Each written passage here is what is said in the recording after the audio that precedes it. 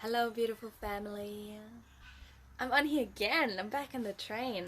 I just felt really inspired after being on a beautiful session this morning myself with one of my teachers, Chrissy from the Mana movement. It was incredible.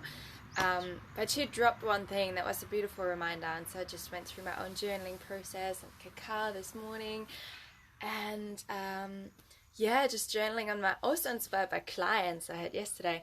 Journaling on my own stories and own limiting beliefs again, and you always get to the next layer of depth. I truly believe that we all have a purpose in this life. However, the point of life on earth is earth, and this lifetime is a freaking training ground. It's like getting back to university. So you're not going to be, you're not graduating from university until you're done with this lifetime, and then you might actually level up into, going from your bachelor to doing your master in the next lifetime or whatever. It's always this ascension scale that I like to picture as a spiral. But so I do think that we never, no one is perfect. We'll never reach the state of perfect in this lifetime. The point is to better ourselves and grow and expand and expand and expand and become as pure and as whole as we possibly can. And it's always this ascension, which also means that every lesson we move through is not, most of the time it's not like, oh yeah, that thing, done that, and it's, been there, done that, and it's done. It's a multi-layered process, and often when we start to work on our traumas and our limiting beliefs and so forth, we discover one layer, and it's kind of, we're on level 1, and you start to master it on that layer, and you're like, fuck yes, okay, cool, I actually really worked through this, I'm done there. And then you go on with your life, but really you're going up in your life from there until you encounter a new lesson, and then you realize, fuck, that's that same thing again. I thought I worked through it. Until you then realize, well, yeah, I did in level 1, but now I'm hitting it in level 4 at at the next layer of depth of the same thing that we weren't with who we were before that stage. We weren't able to even see or access because, it's not about width. It's so often about depth when it comes to journeying towards our true self. So that's my intro for that. I want to talk about giving and receiving and our own limiting stories. And gosh, where was that leading me to? Yeah, I might just start talking. But hang on, there was one more point that relates to my personal story that I want to use as an example. That everything is an extension of ourselves. And first up, there's funny strapping, and it kind of ties in with that. I'm currently strapping my shoulders again. And I did that 6 years ago when I first really worked on on posture and how posture really affects our state and who we are and vice versa. So I've really been noticing the last 2 years I've been going through a massive growth spurt, but so deeply immersed in it that I was so in it that I knew I was growing, but I was just so in it that I kind of got lost in it in a way too, like really finding who I am, what's my purpose, so therefore how do I show up in my business, what does flow mean to me, what comes easy, what doesn't. I really started to droop forward, and I've been having this chronic back pain that's, again, deeper, the levels of depth than that, but that has really contributed to the back pain. I've been sheltering myself, and therefore through this sheltering and always having my head forward in the future, looking ahead, what am I going to do next? How am I going to do this, that?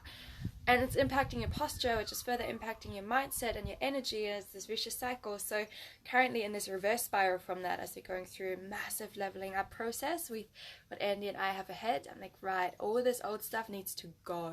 My work for now, and that's also where I'm running my last 2 offerings and then have a full break other than my one-on-one clients, is I'm not really open for giving myself away here, there, everywhere in business and service right now. It's those selected things, and the rest of my service is going towards purifying myself again so I can be of more service on the next level. So this is part of that. That's kind of part of what I'm diving into. So Chrissy dropped this awesome reminder of the whole giving and receiving thing, and I find I've seen that a lot on just Instagram and the so-called broader spiritual community, and I'm totally generalizing here a lot, that we polarize. And there's this whole thing going on, lots of people are out there saying whenever you're being triggered by another person or by a thing, it's always a mirror of what's going on within yourself and what you haven't resolved in yourself yet. That like what they have, you're lacking and you want it, or what you see in them is something you want to embody, but you're not there yet, right? And I think that's very one-sided. Honestly, it's absolute polarity, because the truth of the matter is, I talked about this in yesterday's video, everything in the universe, it comes down to energy. Emotions, in that sense, are a superficial human thing that very often self-sabotage us. So energy just works not on, oh, I'm happy, I'm sad, I feel a little bit jealous of that person, but there's a little bit of joy and contentment in there too. No, it's either you're attracting or you're repelling. It's plus and negative poles when we think of quantum physics, and see either they attract each other, it's magnetic, or they repel each other and you just can't connect, and that's totally fine. And that's also why we have some people we meet, or beings we come across that are soul family, instant soul family, and there's this instant recognition, and other people we just simply cannot gel with, no matter how hard we try. And yeah, we can. That does not mean that we cannot be civil and polite and compassionate and still send love, but they're likely never going to be our very best friends in life, and that's absolutely fine, because it comes down to energy of you either attract and then it's this magnetic, or you repel, and you'll never quite connect as much as two components that are magnetically pulling each other in, right?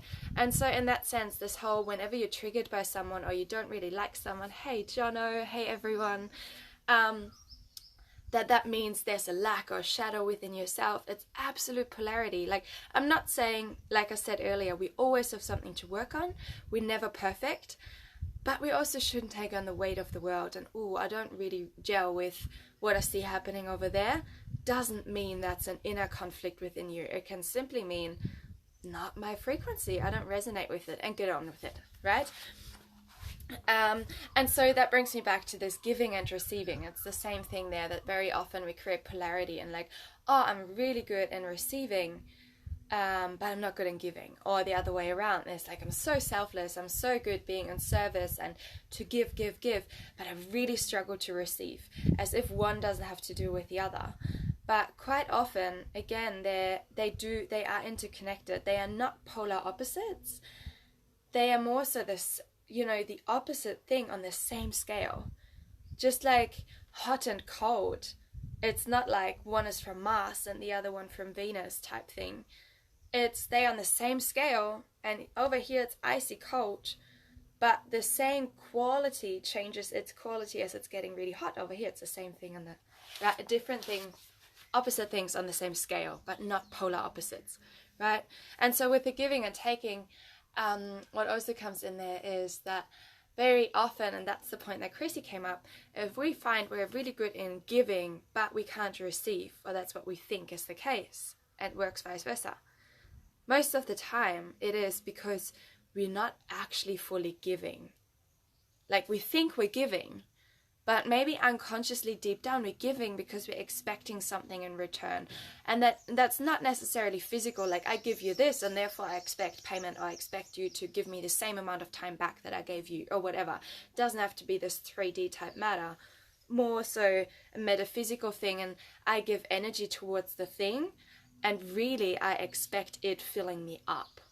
Even that expectation of, I give you energy and that is giving me energy to fill myself up, is an expectation of, I only give so I can receive, right? And again, that's all judgment free. There's no malice to it, or there's no negative or positive. It's sometimes just a cycle we come into when we're not in our utmost highest self. Because when really we are in our highest self, we fill our own cup no matter what.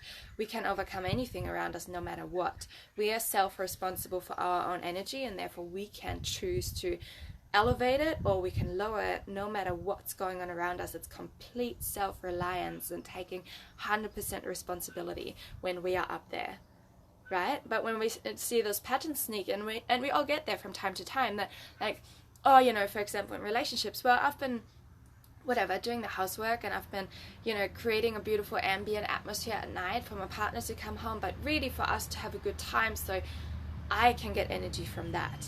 It's again, I've been giving so I can receive, rather than, no matter the outcome, what's filling me up right now is this simple act of giving with no return, no expectation, right? So that's one thing I wanted to chat about. I thought that's a very good reminder for all of us, isn't it? That, and also that this whole giving, taking, or what I see in you that I dislike is maybe a shadow within me, or maybe not. There's just no negative and positive to it. There's no judgment, no better and worse. Sometimes it just is. And all those things are really just an indication of, oh, okay, I'm acting from my lower self right now.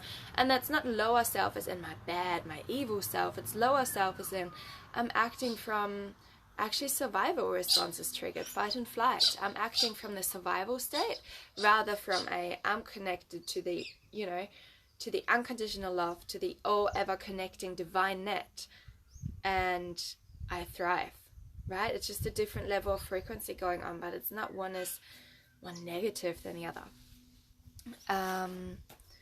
So where did that lead me? The giving and taking. Give me a second. Oh yeah, so that led me into limiting beliefs. So yesterday I had a beautiful client of mine, and we were talking about stories and limiting beliefs, and how one of her stories, and that's a very common one, our money stories and how we grew up was to not be a tall poppy, and to, never shine in the fear of outshining someone else. Like this whole tall poppy syndrome. I don't know if that's just an Australian term or if that's everywhere, but where society doesn't want one poppy to grow too tall and shine the other ones out, or steal the sun of the other ones to chop it off, right? And many of us are raised in the same way. And she just, as she was talking, she's like, I don't know if you got raised like that, but and then that's where I realized, actually, no, I didn't get raised like that. I got raised the opposite when it came to success and be what you want to be. Especially my dad actually was, you can do whatever you want. Whatever you want. There's no limit to who you are, what you want to do. But I'm getting to that. There was a little bit of ignorance in that too. But in this certain aspect, my story was the opposite. It was like, you can do whatever you want in terms of success. But when you do it, just do it properly. Like when you do it, you gotta do it, right? If you say you want to do that certain thing, don't just say it, you gotta do it. And that's how I got raised. And same with, for example, my money story wasn't, oh, money doesn't grow on trees, I always had to work hard for my money. That certainly was one thing. It's like, I'm not here to give to you luxuries. If you want to have luxuries other than, of course you're getting a new pair of socks as a child, but any luxury stuff, you gotta work for it. So I was working from when I was 12 years old, every weekend after school and hospitality and so forth. But yeah, certainly still my story was, if you want to have money, you go and get money. You can have money. And that's also how I've unconsciously always been living. I've always had this mindset of, for example, for years I've been traveling. For the first 5 years in Australia, I was traveling overseas every winter for 2 to 3 months. And I was like a traveling gypsy, hippie, actually escaping my whole background of how I was raised in Germany. I was like, nah, fuck it. I'm just a beach bum. I'm just like cruising around. Life is easy. I'm not going to do hard. I'm not going to climb the ladder. None of that. But every year I'm like, well, I currently have $184 in my bank account. That's about January. But in July this year, I will be in Indonesia. I have no idea how. Got $185, but I will be there. And I will be overseas for 3 months. And I will be coming back to Australia and not have to rush or stress into work I don't want to do because of money scarcity. I'll be fine. I'll be traveling for 3 months, and I'll be here, and I'll just be mint and flowing and gliding. And I would. Every year I would. And I would come back to Australia after 2.5 or 3 months. I've done exactly what I wanted to do overseas without compromise. The money I needed was always there, and enough of it for me to come back to Australia and just collect myself for a few weeks and say yes to the work I want to say yes to, no to what I don't want to do. So I've always had this money belief of I always have enough when I need it and it'll come, but also never endeavored for more of that. So that's, again, that's where my story is differently limited to maybe other people's stories.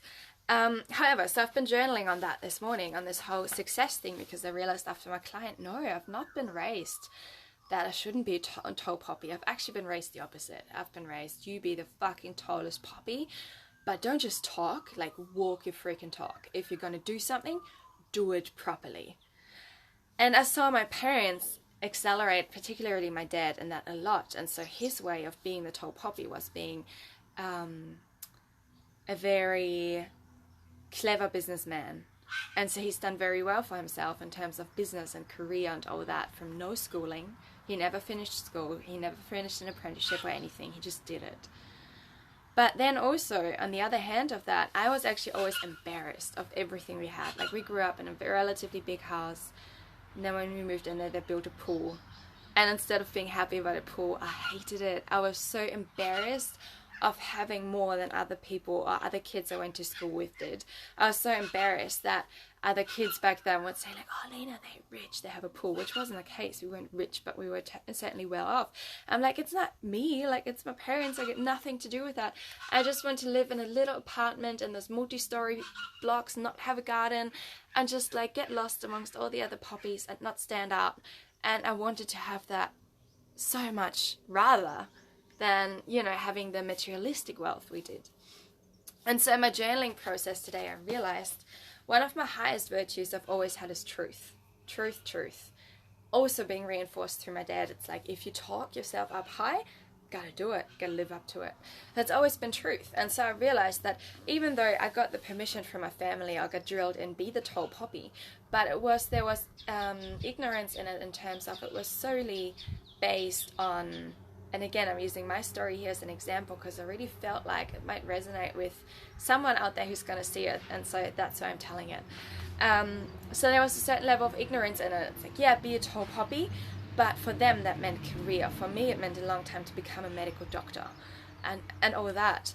And so the reason I actually sabotaged that for, you know, becoming a hippie for 5 years, and I'm glad I did it. Like, I had amazing travels and amazing high life and living in the forest in my van and not worrying about money or career or responsibilities at all. And now I'm in a different stage of my life than that. But in my childhood, denying all that, like, oh, I hate having more than other people, I don't want to stand out. And that was my rebellion, because I now realized there wasn't full integrity in what they preached. And they, you know, they did what they knew back then according to their awareness, and loved me the way they knew love, and taught me the way they knew wisdom, right? But looking back now, there wasn't full integrity within that, like be a tall poppy in a career, become a doctor, live up to it. Because I saw that in my parents, they are, particularly my dad's side, because he was kind of the breadwinner majorly, he almost used that as like being successful in those realms and being a tall poppy in those realms to make up for another lack within him. And that's also why I shied away from it and fully sabotaged it, because I saw that side of my family that was outside shining bright in the materialistic realms, like being the tall poppy. And then in those other realms that I got to witness as the child between them, there was so much dissonance. Like, their marriage, and they're not married anymore, and they both now have beautiful partners, and it's the best thing that could have happened to them and us growing up. But so it ended in this very nasty breakup at the time, and it was needed, because the relationship before that in between my parents just was not healthy at all. And you know, if a relationship is not satisfying you, if you're not pulling on the same string, if you both saw your lives completely different and you're mourning that to what it's looking like in comparison to the life you build together, and there's just no stronghold connection that's bringing you together, it was just a flighty idea, and before you know you're married and you have children and there's no other connection point, then that's not a healthy relationship. Health ends where imbalance starts to occur, where dissonance starts to show up instead of resonance, right? And so I saw that in them, and meanwhile they were trying to be the tall poppy and accelerating in other aspects of life. And so now I'm realizing that also is a part of denial and trying to fill a void. That brings me back to this giving and taking. Like, they were giving in the sense of accelerating in business and materialistically and like employing people and blah blah and being that person in that realm. They were giving in that sense to fill the other void, to take the energy they got from that, to fill the void that was created through the relationship amongst them that wasn't thriving, through certain insecurities of only being conditionally accepted by their family or by loved ones who they wanted to be loved by in return unconditionally. So you see what I mean? There was like, they were accelerating in one part of life, to make up for the other part of life that was in total dissonance. And that was for me growing up the reason, because I was questioning lately, why have I not embraced the gift I was given of my family to be, you know, financially and in terms of career successful? Like, they are all academics and lawyers and doctors and this and that. And they've all been very successful in that particular avenue. And somehow I just couldn't step right into their footsteps and do the exact same thing. And that was because I saw this dissonance there. And for me, that wasn't in alignment with truth to be. So I accelerate here, but really just to make up for that thing that's not going well in my life. Instead of looking at that particular thing, in that case, the relationship that wasn't going well, and working on amplifying on that. And so amplifying that brings me back to that everything in life, you know, in the way we give and the way we take, and to actually give and take selflessly without expecting in return. Like someone giving too, someone gives you a compliment and we're so quick to say like, oh no, you look beautiful, thank you, but you know, we're all awkward and say, oh no, I can't take that. Or someone gifts you coffee, for example.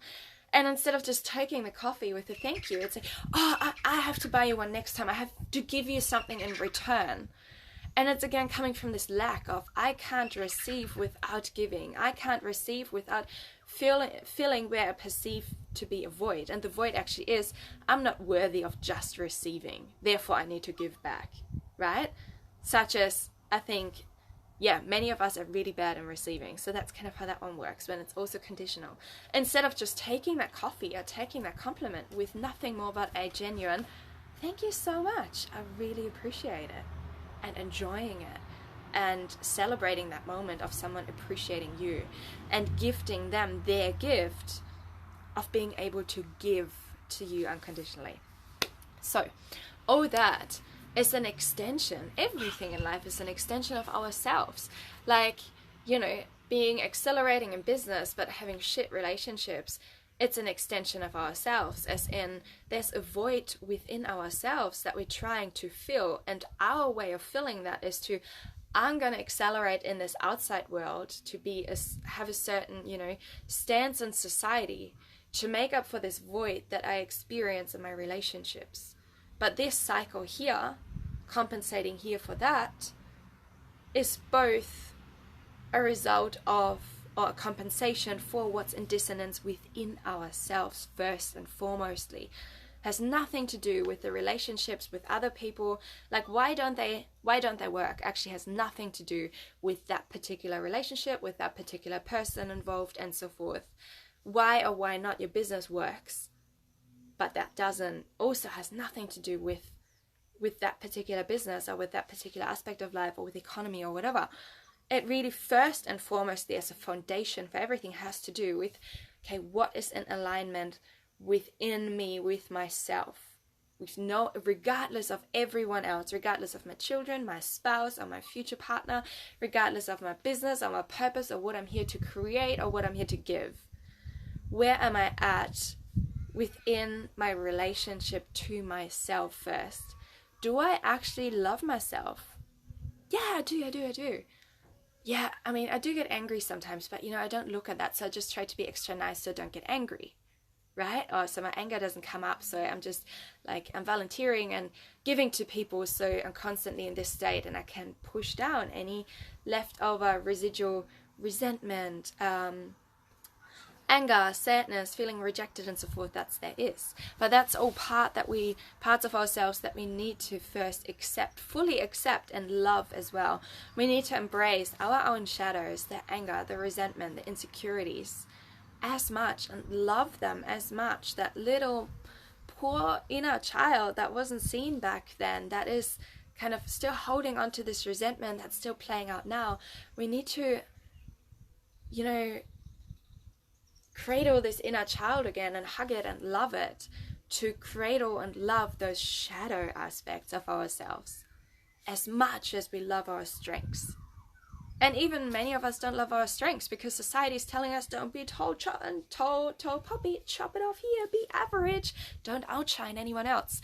So that is the basis of everything, to fully and truly, and we can always expand on that, come to accept and then like and then truly love every aspect of ourselves, every aspect of ourselves, every inch, every corner.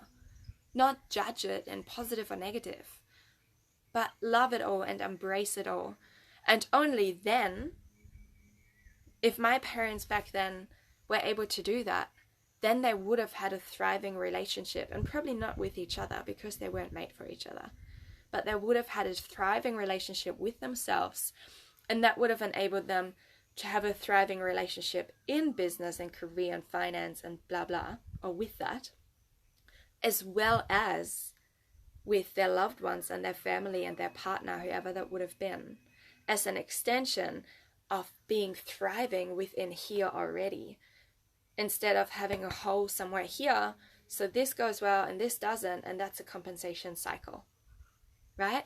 And if that would have been the case, if they would have been truly loving themselves, and therefore as an extension of that, everything in our life will amplify as well, and would have in their lives too, then when they taught me back then, you can be whatever the fuck you want to be, just live it up. And, don't just talk it, don't talk yourself up, then live up to it. I probably would have been able to take that on board a lot earlier than I did, because I would have seen all those other aspects in their lives in alignment and living up to that particular thing as well. And I could have stepped into those footsteps and taken it further, right? And so also, as a disclaimer, I'm not blaming anyone. You always find that it doesn't matter if your parent was a good parent or a bad parent. Anyone who came before us within our bloodlines and within the collective always has done the groundwork for us to do what we're doing now.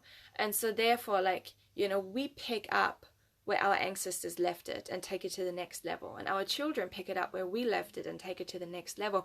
And that means that naturally evolution is an upward spiral, right? We're not going anywhere. It's constant change. Positive change that creates more expansion, more upward movement. And therefore we naturally should learn from our parents, firstly see and acknowledge with full love and compassion our parents' mistakes that weren't mistakes, and we make plenty of mistakes ourselves, that are simply learning curves, and learn from that to make it better. And we make our own, growth spurts and learning curves that our successors will pick up on and learn from and do it better. So I'm really glad for, having been blessed with exactly all those gifts and also all those hardships growing up when I did, and what they are teaching me now, and everything that is coming through from it now. So anyway, that was really just what I wanted to share. It just came out. Another process of the course I'm doing with Chrissy is a couple of days ago we did a session on decision. And so my practice right now is to decide, not sit in indecision, but to decide, make a decision promptly. And you can always change your decision as the feeling changes, but be decided instead of sitting in indecision and just dabbling in that and not going anywhere. And so part of that for me is to listen to, because I do get a lot of intuitions, we all do, and so often we override them with I should ring my nan, oh yeah, well I'll do it later, and then I haven't rang her for a few months, but that if I had rang her that time, something really profound would have come through the connection. So I'm really practicing that, to really listen to my intuitions and act on them promptly. So this is why I also put this little chat up here, and I really hope that and that's where it came through, that someone who's watching it or has listened to this will have resonated with it, and maybe it has unlocked something in you. And if it has, I would absolutely love to hear your story and your take on it. If you have anything to share, please let us know and share. And I hope you're having a beautiful sunny day. I hope that the quality with my bloody internet here was okay. At least the sound seems to hold up, even though the picture is getting pixelated every now and then. But yeah, lots of love to you, family. Thank you for tuning in. Have a wonderful, sunny, love-filled, beautiful day.